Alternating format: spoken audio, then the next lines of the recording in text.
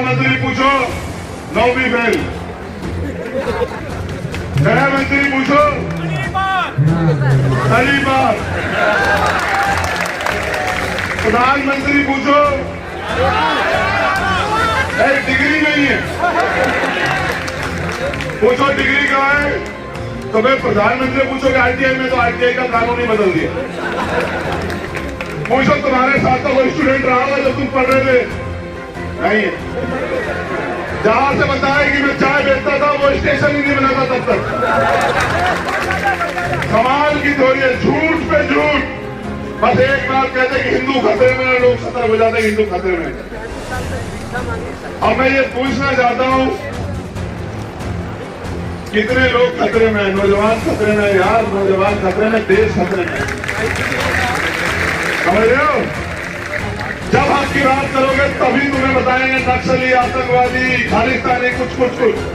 और जब कहो कि राम मंदिर बनाना है, मथुरा मंदिर बनाना है, तो कहेंगे हमारे लोग आओ फूल बरसाओ के ऊपर। सरकार आखिर नौजवानों की बात सुनना क्यों नहीं चाहती? उस नौजवान की बात जो नौजवान इस देश की रीढ़ है, जो नौजवान इस देश की रक्षा करता है सीमा के और खड़ा होकर, जो अपने जान का बलिदान देता है, उस नौजवान को सरकार क्यों नहीं सुनना चाहती? आप इलेक्शन का समय देखोगे, हर आदमी कहेगा 2 करोड़ रोजगार दे देंगे, 15 लाख रोजगार दे देंगे, 10 लाख रोजगार दे देंगे। लेकिन आप नौजवान साथी हो तो सोचो, जब सरकारी डिपार्टमेंट ही नहीं रहेंगे तो रोजगार कहां से मिलेंगे सरकारी? दोनों हाथ उठा के बताओ कौन सी नौकरी के लिए लड़ रहे हो?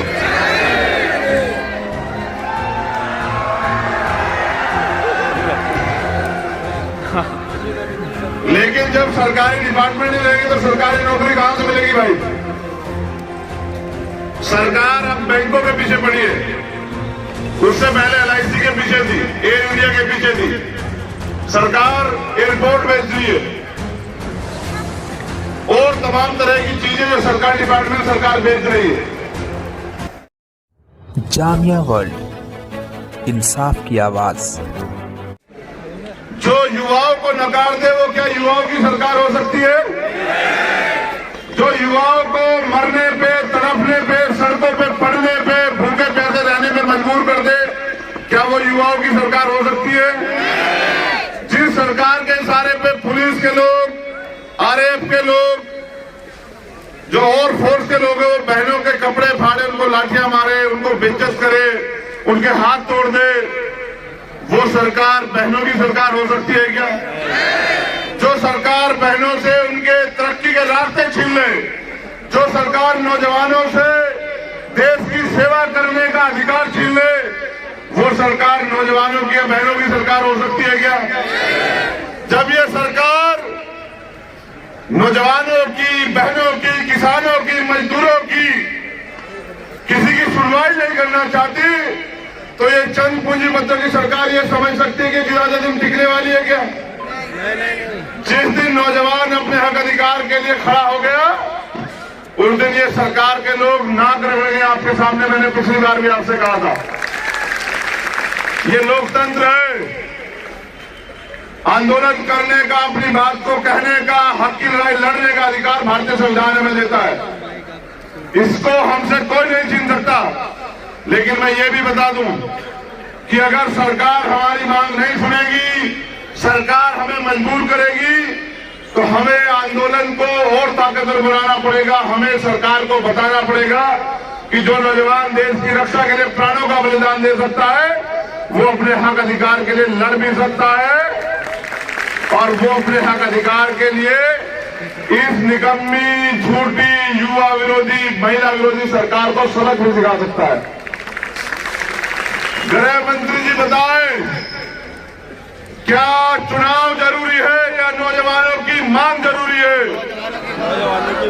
क्या चुनाव जरूरी है? यूपी में कह रहे हैं राशन बांट रहे हैं, यूपी के अलावा तो कई और जगह तुम्हारी सरकारें, वहां क्यों नहीं बांट रहे हो? यूपी में इलेक्शन है, चुनाव में वोट खरीद रहे हैं, गरीबों को, बेबसों को कमजोर बनाना है। उनके हक अधिकार, वोट जो है उनकी सबसे बड़ी ताकत, वो ठगनी है पैसे पे या उपहार देके या राशन पे। इसलिए आप वहां राशन बांट रहे हो। आपको 11 महीने से सड़क पे लड़ते हुए बहनें और भाई नहीं दिखाई दिया आपको? क्या गृह मंत्री जी आपको इन बेबस बहनों की चीखें आवाजें नहीं जाती है? वो भी कहे बहने हमारे सामने कहे कि परिवार के लोग भी टूटने लगे। मैं ये कहना चाहता हूं कि टूटो मत, किसानों से सीख लो। 750 किसान बलिदान हुए, हजारों लोगों ने जेल काटी और 1 साल से ज्यादा समय वो लड़ते रहे। बारिश आई, ठंड आई, धूप आई, तमाम तरह की परेशानियां आई। उनको अपराधी कहा गया, उनको नक्सली, खालिस्तानी, पता नहीं क्या कहा गया। उनका दोष ये था कि वो अपने अधिकारों के लिए लड़ रहे थे। आपको भी अगर अधिकार चाहिए तो आपको लड़ना पड़ेगा, और अगर आप लड़ने के लिए तैयार हैं तो विश्वास कीजिए,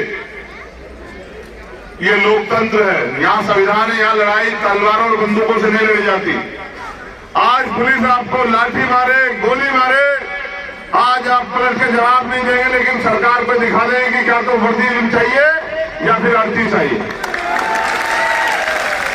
आज आपको ये भी देखना है कि जो बड़े बड़े भाषण दे रहे हैं प्रधानमंत्री, गृह मंत्री और कई मुख्यमंत्री, आज वो ये भी बताएं कि वो बहनों के सम्मान में क्या कर रहे हैं। क्या वो 11 महीनों से सड़कों पे सख्ती हुई परेशान होती बहनों के दर्द को नहीं सुनना चाहते हैं? यहाँ वर्दी पहने हमारे भाई भी लोग खड़े हैं। क्या अपने हक की मांग करना, अगर आपको जो लोग नौकरी में है, सेवा में, फोर्स में, अगर आपकी 6 महीने की तनख्वाह रोक ली जाए और आपके बच्चे रोटी के लिए भूखे मरने लग जाएं, उनकी पढ़ाई, उनकी फीस न जमा हो, उनके पास कपड़े ना बचे, तो आप अपने हक अधिकार के लिए क्या करोगे? है जवाब आपके पास? अगर आपको अपनी बहन की शादी करानी हो, सरकार आपको तनख्वाह के पैसे ना दे, आपको अपने बच्चे का इलाज कराना हो, अपनी मां का इलाज कराना हो, अपने बूढ़े पिता को सर्दी में कपड़े लेके देने, और आपको ये सरकार तनख्वाह ना दे, तो क्या करोगे आप लोग? ये नौजवान कलर की नौकरी के लिए नहीं लड़ रहे हैं, मैं फिर कह रहा हूं, ये अगर लड़ रहे हैं तो वर्दी के लिए लड़ रहे हैं, देश में बलिदान देने के लिए लड़ रहे हैं। और मैं आज इनके बीच में इसलिए हूं क्योंकि मैं एक नौजवान हूं और मैं नौजवानों का दर्द समझता हूं, मैं बेरोजगारी का दर्द समझता हूं। मैं पढ़ लिख के BA, MA, MBA, MCA करके, PhD करके सड़क पे घूमते बेरोजगार का दर्द समझता हूं, क्योंकि मैं बेरोजगार, मैं जानता हूं बेरोजगारी का दर्द क्या है। और इस महंगी शिक्षा में किस तरह हमारे माँ बाप, यहाँ जो बैठा ना वो अमीर नहीं है, अगर अमीर होता तो वो इस क्लर्क की नौकरी के, इस कांस्टेबल की नौकरी के लिए सड़क पर नहीं होता। ये वो लोग हैं जो गरीब हैं, ये वो लोग हैं जो देश से प्यार करते हैं। 10% पूंजीपतियों ने देश पे कब्जा कर लिया, हम समझ भी नहीं पाए। ये देश जो है हर व्यक्ति कर्ज में डूब गया है। ये है हिंदुत्ववादी सरकार का हल। और यहाँ जो लोग बैठे हैं उनमें से कितने लोग जो हैं मुस्लिम है, सिख है, जैन है, बौद्ध है, पारसी है, और कितने तथाकथित हिंदू है, ये भी आप अपने आप से सवाल पूछो। अगर ये सरकार हिंदुओं की हिस्ट्रियां भी नहीं सुननी, उनका दर्द भी नहीं सुननी, तो क्या है हिंदुओं की सरकार है? ये सिर्फ और सिर्फ पैसे वालों की सरकार है, और इनको सिर्फ पैसों से मतलब है। इनको अगर देश भी बेचना पड़ जाए तो ये लोग पीछे नहीं हटेंगे। आपको अपने हक की लड़ाई खुद लड़नी पड़ेगी। मैंने तो कल कहा, कल शाम मैंने लिखा कि नौजवान देश की रीढ़, सरकार को चाहिए कि नौजवानों के लिए रोजगार की व्यवस्था करे, रोजगार उत्पन्न करे, रोजगार तैयार करे और उड़ने का मौका दे, नौजवानों को खुल के जीने का मौका दे, उनको अपने अवसर प्रदान करे कि वो आगे बढ़ के देश की तरक्की में योगदान करे, टैक्स दे। लेकिन आपने नौजवान को दिया क्या पिछले 7 साल में? बेरोजगारी, सुसाइड, लाठियां। जब हक के लिए लड़ने आते हो तो लाठियों से पीटते हो, जूतों से पीटते हो। क्यों? ये किसी दूसरे देश के लोग हैं क्या? क्या ये आपके बच्चे नहीं हैं? और अगर अमीरों को गरीबों से इतनी नफरत है तो लिखो कि बहुत कम समय बचा है गरीबों के पास, आप गरीब हक की लड़ाई के लिए सारी लड़ाई लड़ने को तैयार है। अब अमीरों को अपने दरवाजे मजबूती से बंद कर लेने चाहिए। अब गरीब किसी रुकेगा नहीं, अब गरीब ज्यादा दिन मांगेगा भी नहीं, क्योंकि जब जाति अन्य अत्याचार की इंतहा हो जाती है तो फिर क्रांति जन्म लेती है। और आज इस धरती से क्रांति जन्म लेगी, जंतर मंतर की धरती से। और आप जानते हैं मुझे गवाही नहीं देनी, ये देश बलिदान का देश है। हम शहीद आजम सरदार भगत सिंह के भाई हैं, बच्चे हैं।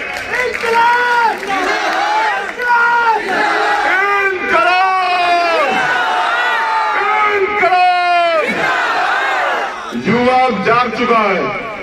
हम शहीद आजम उधम सिंह के बच्चे हैं।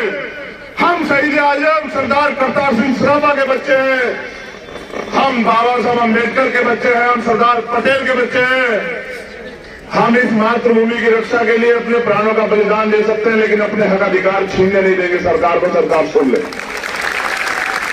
मैंने कमिश्नर साहब से कहा था कि बात कर लो, गृह मंत्री क्या कहते हैं। वो नौजवानों को उनका हक देना चाहते नहीं देना चाहते, वरना फिर हम अपने हक अधिकारों के लिए लड़ेंगे।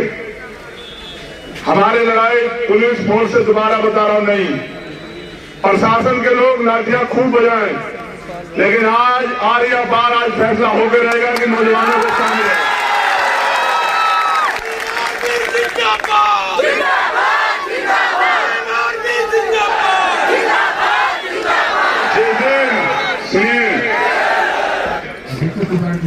तो हमने एक और बहन से पूछा, वो लिखा अपनी प्रोफाइल में बहुत बड़ी बड़ी बातें।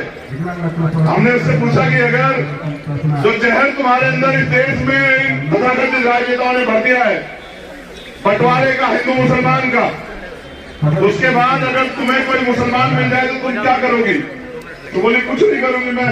तो मैंने कहा ये जो जहर भर रहे हैं इनसे पूछो, क्या एक जाति एक धर्म के लोगों का खून शामिल है इस देश की मिट्टी में? बताओ। जब आजादी मिली तो क्या एक धर्म एक जाति के लोगों ने लड़ाई लड़ी? ईमानदार से बताओ। और अगर जानना होना इतिहास तो जाना वहां इंडिया गेट पे, नाम पढ़ना शहीद शहादत देने वाले लोगों के। और अगर मन करे तो जाना बुलंदशहर, 100 से ज्यादा गुर्जर समाज के लोगों ने विजय कुमार पटेल जी के नेतृत्व में फांसी की सजा कबूल की। ये देश शामली से लेकर दिल्ली तक हर पेड़ पे मुसलमान इस अंग्रेजों ने लड़काया इस देश की लड़ाई को लड़ने के लिए। वो अपनी घर की लड़ाई नहीं लड़ रहे थे। हमें बांटा किसने? धर्म और जाति और मजहब में। बताओ हम लोगों को किसने बांटा? ये उन सियासतदार और लोगों ने बांटा जो चाहते हैं कि गरीब कभी सशक्त हो ही ना पाए, बहुजन समाज के लोग कभी इकट्ठा हो ही ना पाए, और इस देश से जातिवाद खत्म होकर भाईचारा बन ही ना पाए। जितने लोग यहाँ बैठे हैं, क्या जाति में बच के बैठे हो या SSCGD के बच्चे बन के बैठे हो? बताओ। जब जब तुम अधिकारों के लिए एक हो जाओगे, उस दिन ये धरती जो है ना कांप जाएगी। तुम्हें कोई नहीं रोक सकता आगे बढ़ने से। जब जब बच जाओगे तब तक सियासतदान लोग कामयाब हो जाएंगे, तुम लोग फेल हो जाओगे। बताओ 7 साल में कितना रोजगार मिला इस देश में? सच ये है, पहले तो भर्ती नहीं आती, भर्ती आ जाए पेपर नहीं आता। जब पेपर की डेट आए तो पेपर में देने के बाद पता लगे थोड़ी देर में कि पेपर लीक हो गया। जो लोग पेपर की रक्षा नहीं कर सकते देश की रक्षा करेंगे। इतना बढ़िया इतिहास है। और बजट का पैसा तुम्हारे ऊपर, तुम्हारा पैसा तुम्हारे ऊपर नहीं लगाते, अपने ऊपर लगाते हैं। 10 लाख का कोट पहनते हैं, 8-8 हजार करोड़ रुपए के उसमें चलते हैं जहाज में। और तुम्हें कहते हैं कि हम फकीर हैं और दुनिया की कोई सुविधा उनके लिए कम नहीं। ये नौजवान साथियों, तुम्हारे माँ बाप ने तुम्हें कहां से कितनी मेहनत से पढ़ा होगा, क्या क्या दिशा होगा तुम्हारे लिए। कौन खतरे में? तुम खतरे में हो या वो खतरे में? खतरे में तुम्हें तो लड़ेगा कौन सा? बुद्धिमान बनो। ये खतरा तभी आएगा जब चुनाव आएगा, चुनाव के बाद खतरा टल जाएगा। समझ रहे हो? जब भी संयम में तनाव होगा, याद करना और देख लेना कि कहीं ना कहीं किसी प्रदेश में चुनाव होगा। समझ रहे हो? ये सच है देश का।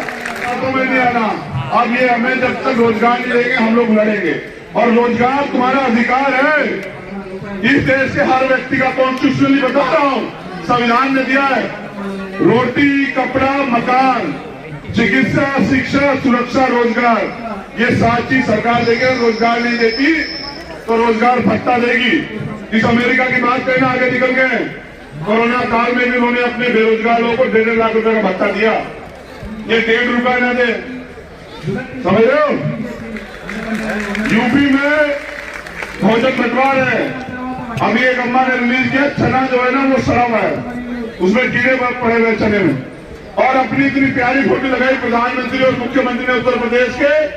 जैसे बोलो कि अब इनके विभाग की बात चलने वाली है। अरे इनके बारे में सोचो नौजवानों के। प्रधानमंत्री जी बहुत बड़े बड़े भाषण दिए, 2 करोड़ रोजगार कहाँ है? 1 करोड़ ही दे दो, छीन लिए। रिपोर्ट छपी, ऐसे प्रधानमंत्री जिनके राज्य में 6 करोड़ लोग बेरोजगार हो गए। तो बहुत बहुत धन्यवाद।